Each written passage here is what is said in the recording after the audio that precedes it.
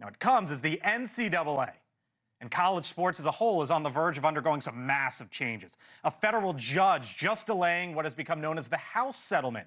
That's the NCAA's historic $2.8 billion deal that essentially would create a system for schools to directly pay their players, in part at least. Now, NIL, name, image, and likeness, has become a major issue in college sports. Essentially, it's a way for the college athletes to be paid for their performance out on the field like you and I do every single day. You go out, you work, do your job, which some folks say this is. You get paid. The deals could be worth millions of dollars. Now, this caught Congress's attention, but there are questions about reforming the NCAA and whether Congress should step in. Now, earlier this month, the commissioners, the head coaches, and athletic directors from the Power Four conferences met with lawmakers here up on Capitol Hill, lobbying for federal NIL guidelines. The Texas Senator Ted Cruz has been looking into this. He introduced legislation to help settle the NIL debate, but says the government should not set the rules. To show what's at stake, Arch Manning, the University of Texas quarterback, member of the famous Manning family, is generally considered to have the highest NIL valuation, somewhere around $6 million.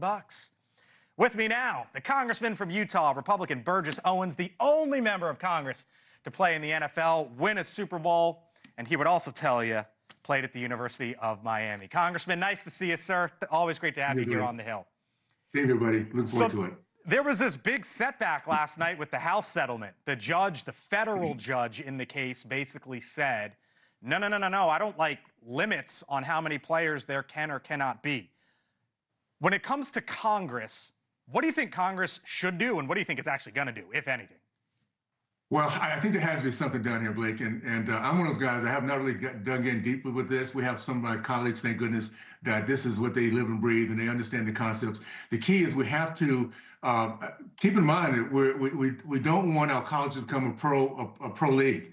And what I fear most of all things is not the money piece, it's the character piece. It's the idea that there's a sense of camaraderie, of loyalty, all the things that we do to develop young character, young men with athletics does.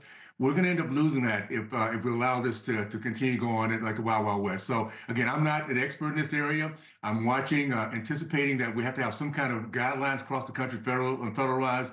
But I do hope we get our hands on this, because our kids' future and the character of our country really depends on how we approach athletics and what we get out of that. You were a college athlete, right? And let's just focus on our two schools, right? And I don't mean to pick them out, but you went to Miami, I went to Michigan. At Miami and Michigan, we don't tell the nursing students what they can and cannot do. We don't tell the education majors what they can and cannot do. Congress doesn't, right? So if that's the case, why does Congress need to step in for this? Well, because there should be a level playing field. You're talking about, first of all, an industry of millions and millions, billions of dollars, basically, and you're talking about a sport in which does there need to be a level playing field, though?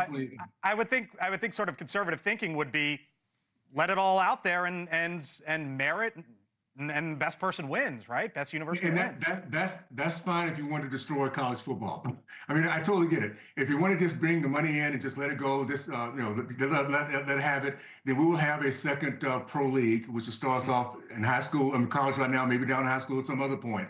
But we want to hold on to what we all feel we're excited about, what we remember seeing, the love of the sport, the characters developed, the idea that we can have sports across the board. We have this remarkable loyalty to our teams. If we want to hold on to that, then we have to make sure that we do not let college become another pro league. If we do that, then go for it, but just know we're not going to have the same results as the years go on. All right. Thank you for watching. Subscribe below and download our NewsNation app right now on your phone, and you will get fact-based, unbiased news for all Americans.